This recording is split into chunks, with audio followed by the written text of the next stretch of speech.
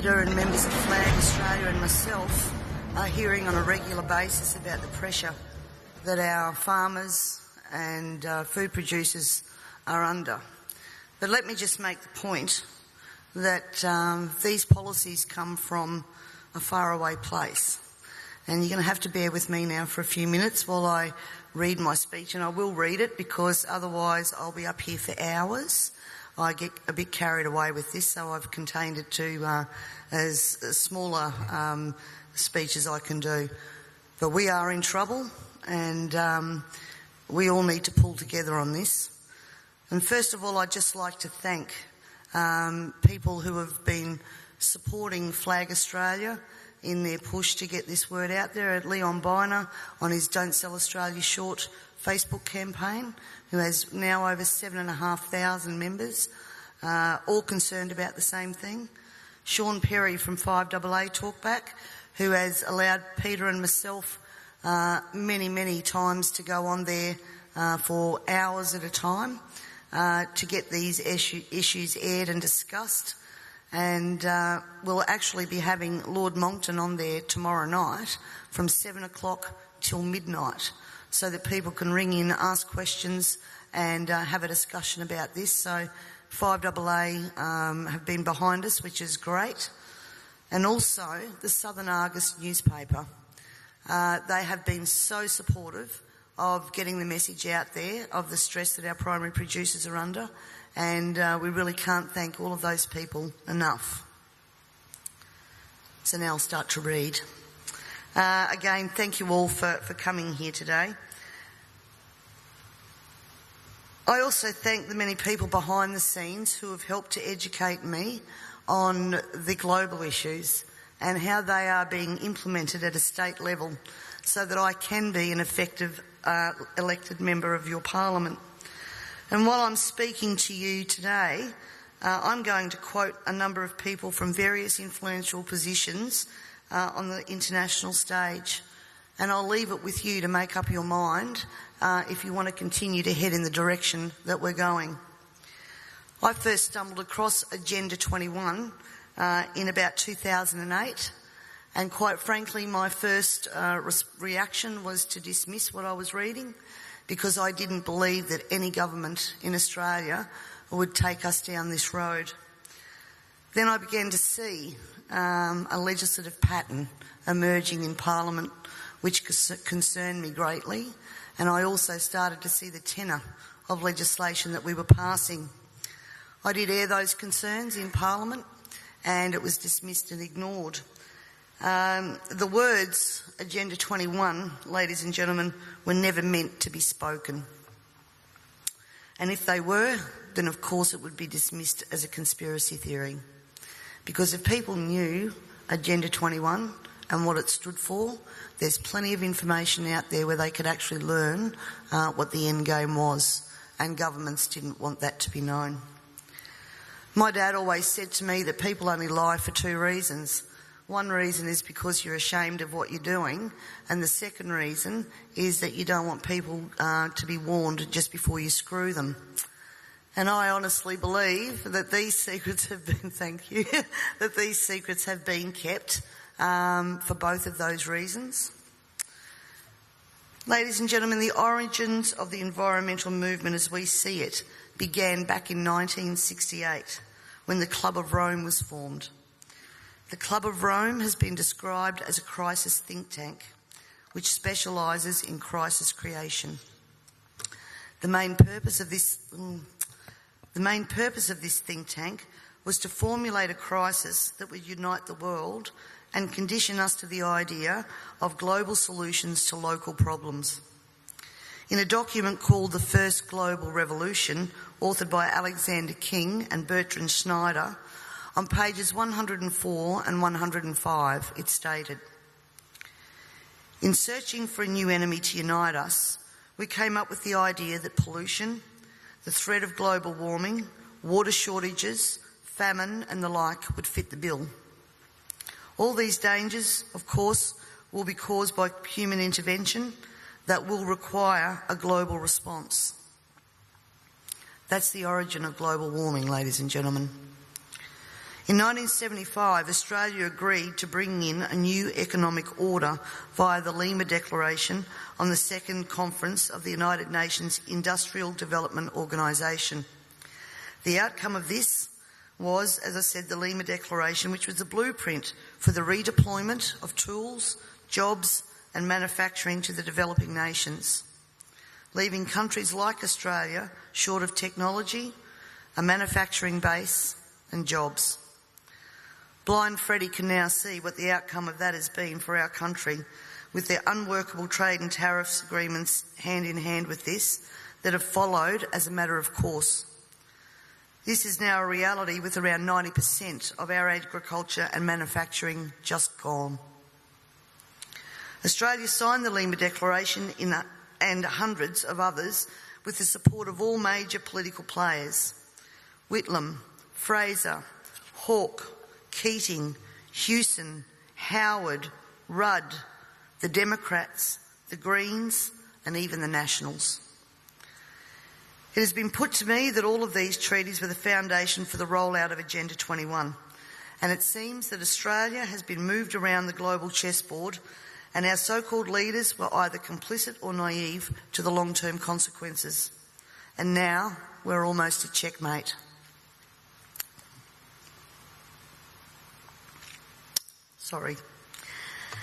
In 1992, former President of the United States, George Bush Sr. said, "Effective execution of Agenda 21 will require a profound reorientation of human society, unlike anything the world has ever experienced.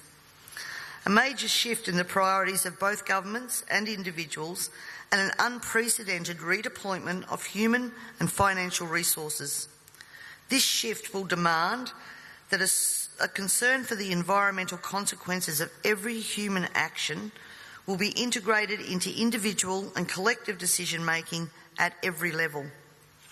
Cutting through the code, I want everyone to consider what the words "profound reorientation of all human society" and "unprecedented redeployment of human and financial resources" actually means.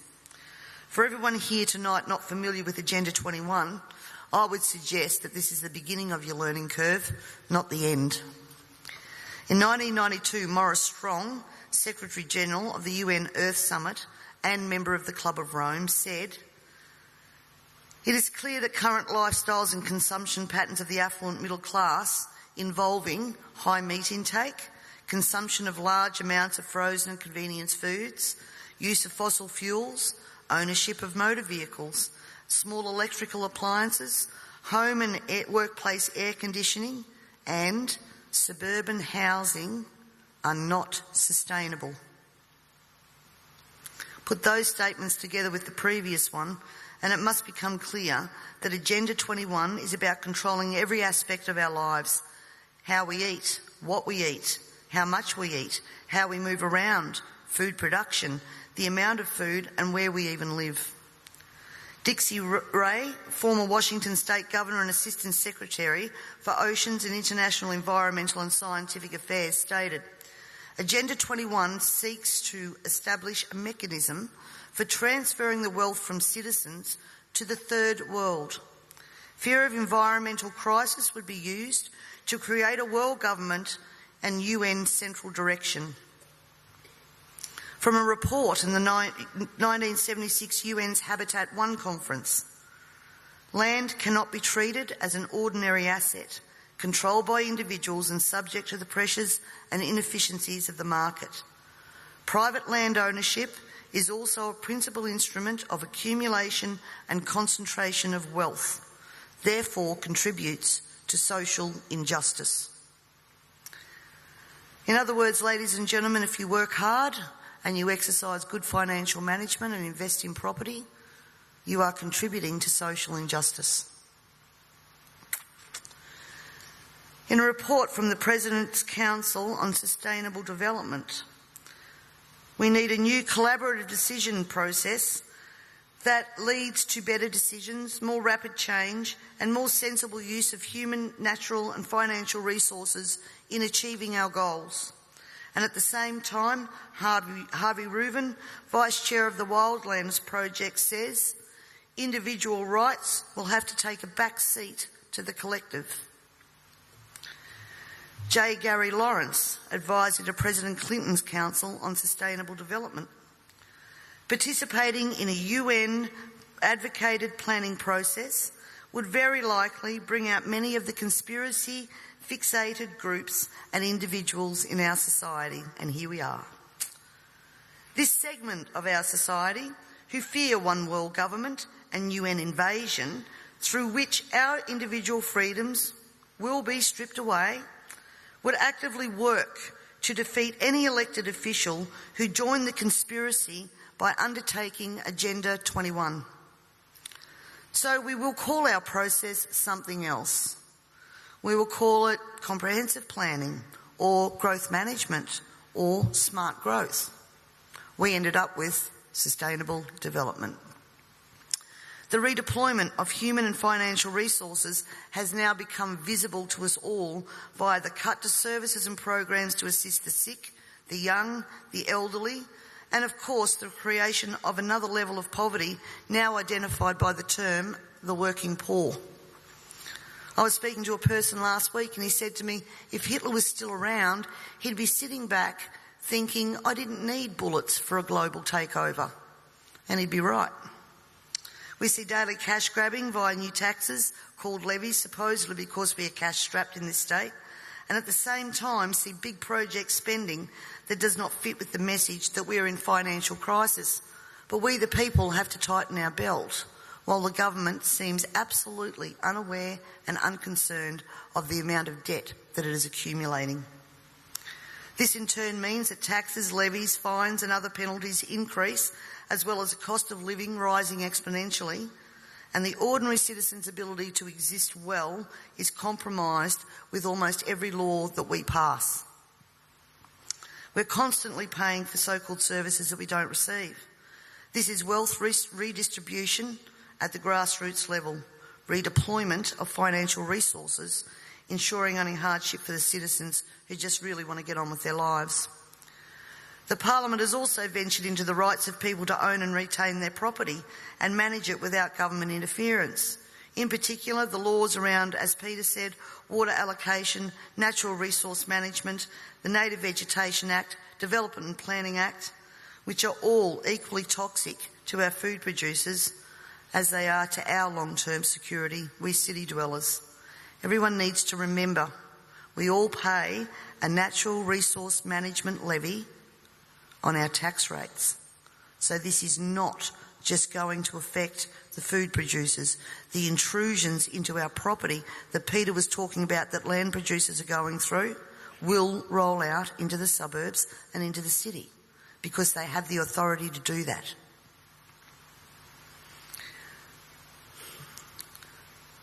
We all have already fiddled in Parliament with land titles of people in rural areas, and I'm talking about the Barossa and McLaren Vale legislation that passed. And the buzzwords used to justify that was heritage status. At the same time that our right to own and manage our land, have access to water, produce adequate food to ensure that our only option is not to consume often toxic and substandard food from places like China, this government has been working overtime to take away our rights to common law through many pieces of legislation. Common law is what guarantees us an ability to correct injustices. This coming year, I promise you, you will also hear debate over a number of pieces of legislation that will further erode our common law rights. And you have to get behind me on this, ladies and gentlemen, to stop this from going through. As Agenda 21 became more and more apparent to me, I began using the line in Parliament that government was now declaring war on its own citizens. And that goes back as far as 2008. This, of course, led me to being labelled a conspiracy theorist. But here we are now, openly talking about Agenda 21 and the ramifications we will see in a short period of time if this is not stopped in its tracks. Let me just say that I often hear we cannot stop what is happening. Two-party preferred system, vote Labor, vote Liberal, what does it matter? And in fact, that's probably true for the House of Assembly, because that's where government's formed. But ladies and gentlemen, here in South Australia we have the Legislative Council, the House of Review. And my friends, that is where the true power does lie.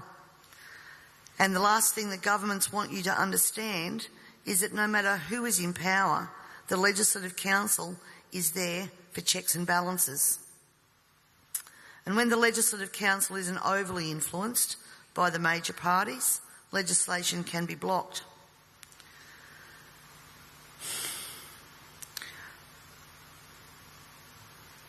Remember, on most of these policies that I've spoken about here today, there has been bipartisan support for everything that has gone through. When the major parties join together, then the crossbenchers and minor parties, basically our vote is null and void. The way to avoid that is to make sure that when the major parties do join together, they don't have the numbers. For way too long now, we the people have been asleep at the wheel, and it is time to wake up and participate in the democratic process. And to do that, you need to understand the parliamentary and political system that you are trying to rein in. In 1972, the Club of Rome published the alarmist Limits to Growth document, warning of worldwide overpopulation, the need for sustainable development. This was the beginning of the slow process of social engineering and programming people to accept that the planet is struggling to sustain life. On the 8th of October 1973, the New York Times reported a quote from Ted Turner, also Club of Rome. The social experiment in China under Chairman Mao's leadership is one of the most important and successful in human history. In 1987, Mikhail Gorbachev, also a member of Club of Rome, said, "We are moving toward a new world order, the world of communism, and we shall never turn off that road." He also quoted in 1996 Monetary and Economic Review on page 5, "The environmental crisis will be the international disaster that will unlock the new world order, one world government." In 1992 came the Earth Summit, which produced the document called the Earth Charter. This document was co-written by Maurice Strong, long-time globalist, elitist, member of Club of Rome, and Mikhail Gorbachev. Both Strong and Gorbachev stated that it was hoped that this document would be adopted as the new 10 Commandments, with environmentalism as the new one world religion. Out of this summit came Agenda 21. Ted Turner, who was also a member of the Club of Rome, was quoted as saying in 1996, "The total population of 250 to 300 million people is ideal. That means a reduction of 95% from present levels would be even more ideal. Anyone who abhors the China one-child policy is simply a dum-dum." In 1998, the Baltimore Sun reported on July the 7th, most of Ted Turner's first donation to the UN of $22 million went to programs that seek to stall population. Another goal of the depopulation process is that the upcoming generation will submit to sterilisation to save Mother Earth. Ladies and gentlemen, everything I've said here tonight can be verified by document searches, and it is now time for us all to take off our blinkers and encourage our neighbours to take off their blinkers. And it's also time for you to demand that every person you elect fully understands this policy that is being rolled out via local, state and federal government at a concerning rate. We're not talking about decades, we're talking about only years before this is fully implemented. And every day another law is passed, is introduced to produce the end game of Agenda 21 being fully implemented. So the question that Lord Monckton asks, carbon tax, climate change and Agenda 21, can democracy survive all three? Needs to be answered, and answered now. And you need to find out from your elected members what they know of Agenda 21, and if they don't know it, educate them. And if they don't know it, then push them to understand what they are voting on in Parliament, because this is crossroads. I thank you all very much for your time and for your attention, and I would now like to take the opportunity to introduce Lord Christopher Monckton. Thank you.